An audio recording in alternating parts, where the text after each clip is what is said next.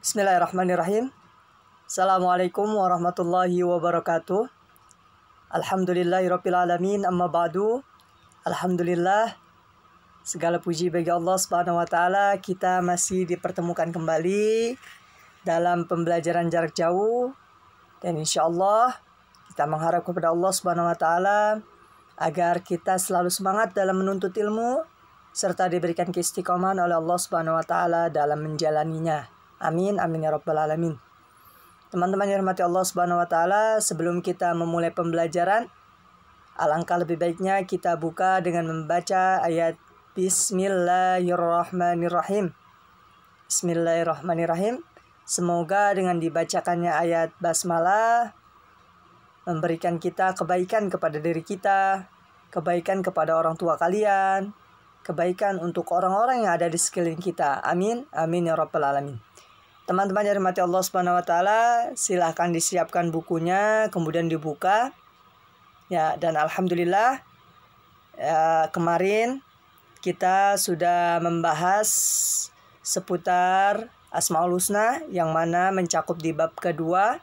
Ya, dan kita juga sudah mengerjakan uji kompetensinya. Silakan teman-teman buka di halaman selanjutnya, yaitu bagian bab ketiga. Di bab ketiga, yaitu seputar iman kepada kitab-kitab Allah. Teman-teman yang dirahmati Allah Subhanahu wa taala, tentu kita sebagai seorang muslim sudah seharusnya kita mengetahui apa itu rukun iman dan apa itu rukun Islam. Adapun rukun iman yang perlu dipercayai dan diyakini oleh seluruh umat muslim, ya, yaitu ada 6. Yang pertama yaitu iman kepada Allah Subhanahu wa taala selaku pencipta seluruh makhluknya. Kemudian yang kedua beriman kepada malaikat. Yang ketiga yaitu beriman kepada kitab-kitab. Ya. Kemudian yang keempat yaitu beriman kepada Rasul. Yang kelima beriman kepada hari kiamat, dan yang keenam yaitu beriman kepada qada maupun qadar, yaitu takdir yang baik maupun takdir yang buruk. Perlu diketahui bahwasanya beriman kepada kitab-kitab Allah Subhanahu wa taala ini merupakan sebuah kewajiban, apalagi beriman kepada kitab merupakan rukun iman yang ketiga. Tentu sudah seharusnya kita beriman kepada kitab-kitab yang diturunkan Allah Subhanahu wa taala melalui para malaikatnya dan diberikannya kepada para nabi-nabinya. Ya, seperti itu. Salah satunya nabi kita yang diberikan kitab oleh Allah Subhanahu wa taala melalui malaikat Jibril, yaitu Nabi Muhammad SAW, yang mana risalahnya yaitu Al-Qur'an, yang bahasanya adalah bahasa Arab. Seperti itu. Teman-teman yang dirahmati Allah Subhanahu wa taala, tentu kita ya sebagai seorang muslim sudah selayaknya dan sepatutnya mencintai kitab yang kita anut, yaitu Al-Qur'an. Entah kita mempelajarinya dengan mempelajarinya, atau nanti ketika kalian sudah mahir, kalian yang mengajarkan ya kepada orang-orang yang ada di sekeliling kalian. Karena sebagaimana hadis Rasulullah SAW, khairukum man ta'allama al-Qur'an wa 'allamahu. Karena sebaik-baiknya kita, sebaik-baiknya semua manusia, yaitu orang yang belajar Al-Qur'an dan yang mempelajarinya, ya, dan yang mengajarkannya. Seperti itu, ta'allamul Qur'an, yang belajar Al-Qur'an, belajar di sekolah dan lain sebagainya, melalui sekolah dan lain sebagainya, wa 'allamahu, dan mengajarkannya. Itulah sebaik-baiknya manusia, ya, seperti itu. Dan sudah selayaknya kita sebagai seorang muslim juga meyakini ya atas kitab-kitab yang diturunkan Allah Subhanahu wa taala sebelum Al-Qur'an. Ya. Jadi sebelum diturunkannya Al-Qur'an, Allah Subhanahu wa taala sudah menurunkan beberapa kitab sebelum datangnya Al-Qur'an, yaitu baik Zabur, Taurat, Injil, ya, seperti itu. Adapun ayat tersebut atau firman tersebut sebagaimana yang Allah sampaikan di dalam surah An-Nisa ayat 136, kakak bacakan. A'udzu billahi minasyaitonir rajim. Bismillahirrahmanirrahim.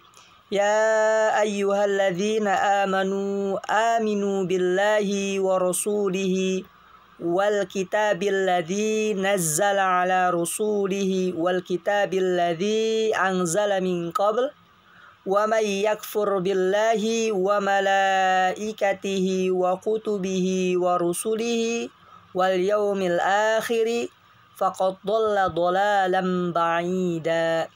Yang artinya, wahai orang-orang yang beriman, tetaplah beriman kepada Allah Subhanahu wa taala dan Rasul-Nya, dan kepada kitab yang Allah turunkan kepada Rasul-Nya, serta kitab yang Allah turunkan sebelumnya. Siapa saja yang kafir kepada Allah, kepada malaikat-malaikatnya, kepada kitab-kitabnya, kepada Rasul-Rasulnya, dan kepada hari kemudian, maka sungguhnya orang itu telah sesat sejauh-jauhnya. Dari ayat ini dapat kita pahami bahwasanya Allah juga menurunkan kitab-kitab sebelum datangnya Al-Quran, yang mana tentu mesti diyakini oleh orang-orang Muslim, ya, oleh para pengikut Nabi Muhammad SAW. Ya, kitab-kitab yang diturunkan sebelum datangnya Al-Quran, yaitu yang tadi kakak sebutkan, Taurat, Injil, Zabur maupun Injil, seperti itu. Adapun hal ini menjadi wajib diyakini oleh setiap Muslim atas kebenaran kitab-kitab tersebut. Ya, oleh karenanya yang pertama yang akan kita bahas yaitu kitab Taurat terlebih dahulu. Kitab Taurat adalah kitab yang diturunkan oleh Allah Subhanahu wa taala kepada Nabi Musa alaihi salam. Sebagaimana firman Allah Subhanahu wa taala, A'udzu billahi minasyaitonir rajim. Bismillahirrahmanirrahim. Wa ataina Musal kitaba wa ja'alnahu hudan li bani Israil alla tattakhidu min duni wakila. Yang artinya, kami berikan kepada Musa kitab Taurat dan kami jadikan kitab Taurat itu sebagai petunjuk bagi Bani Israel dengan firman-Nya, janganlah kamu mengambil penolong selain aku. Ya, dari ayat ini kita pahami bahwasanya kitab Taurat diberikan kepada Nabi Musa, yang mana Nabi Musa adalah nabi yang diturunkan di wilayah atau di kelompok Bani Israel untuk meluruskannya. Seperti itu, untuk memperbaiki akidah mereka. Ya, adapun kitab Taurat yaitu berbahasa Ibrani. Ya, yang mana kitab Taurat sendiri memiliki arti yaitu syariah atau perintah. Seperti itu. Adapun isi dari kitab Taurat yaitu atas keyakinan untuk menyembah Allah Subhanahu wa taala dan larangan untuk menyembah berhala. Seperti itu.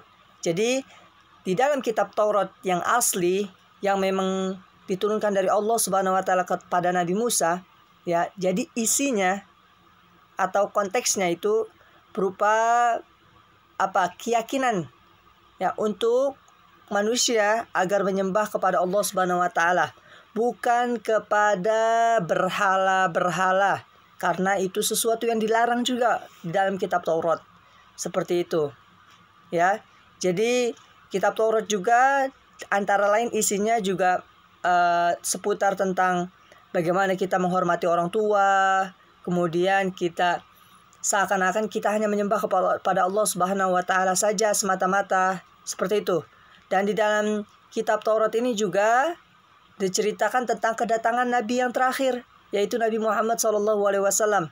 Walaupun jaraknya berpuluh-puluh tahun, bahkan beribu tahun, ya, ratusan tahun maupun beribu tahun, namun ya, kitab Taurat di dalamnya sudah dijelaskan bahwasanya suatu saat nanti, ya, akan ada nabi terakhir yaitu Nabi Muhammad SAW yang membawa risalah Al-Quran. Seperti itu. Ya, Masya Allah, ini sebuah keajaiban yang sangat besar yang tentunya perlu dibanggakan oleh kita semua sebagai kaum muslimin, yaitu sebagai pengikut dari Nabi Muhammad SAW. Seperti itu. Adapun yang kedua yaitu kita bahas seputar kitab Zabur. Ya, kitab Zabur diturunkan kepada Nabi Daud alaihissalam sebagaimana firman Allah Subhanahu wa taala yaitu a'udzu billahi minasyaitonir rajim. Bismillahirrahmanirrahim. wa rabbuka a'lamu biman fis samawati wal ard wa laqad faddalna ba'dan nabiyyina ala ba'di wa atayna Dauda zabura. Yang artinya Tuhanmu lebih mengetahui siapa yang ada di langit dan di bumi, dan sesungguhnya telah kami lebihkan sebagian nabi-nabi itu atas sebagian yang lain, dan kami berikan Zabur kepada Daud. Ya, jadi dapat kita pahami bahwasanya kitab Zabur, ya, atau kitab setelah Taurat, yaitu diturunkan kepada Nabi Daud alaihissalam. Zabur sendiri artinya yaitu tulisan. Adapun bahasa dari kitab Zabur yaitu bahasa Kibti. Ya, dan isi dari kitab Zabur yaitu beberapa tentang zikir, tentang sebuah pengajaran, tentang hikmah maupun petunjuk ataupun wahyu, yang mana hal ini atau kitab ini ditunjukkan juga kepada Bani Israel.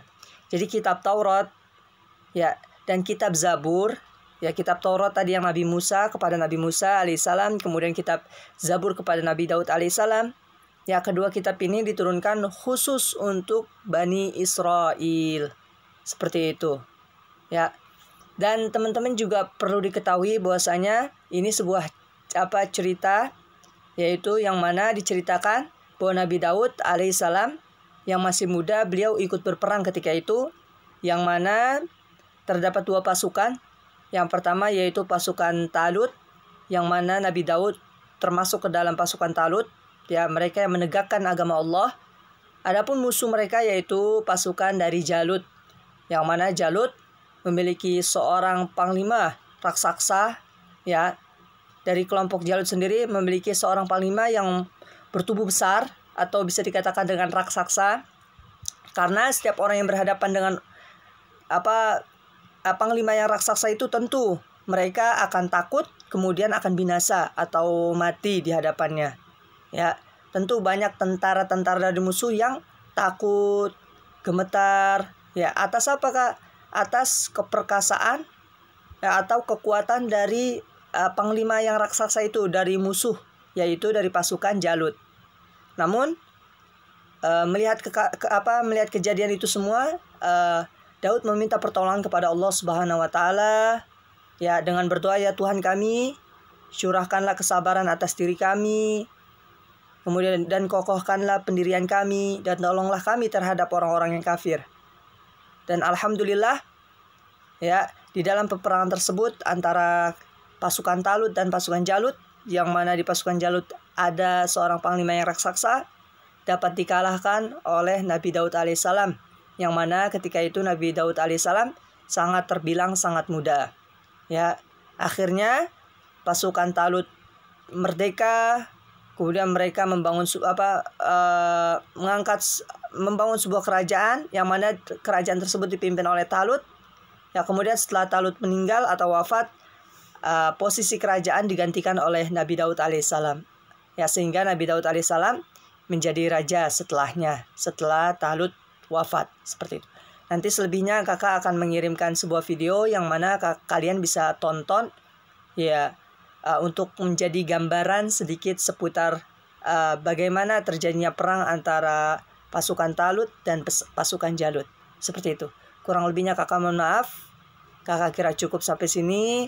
Apabila ada kata-kata yang salah, itu datangnya dari kakak.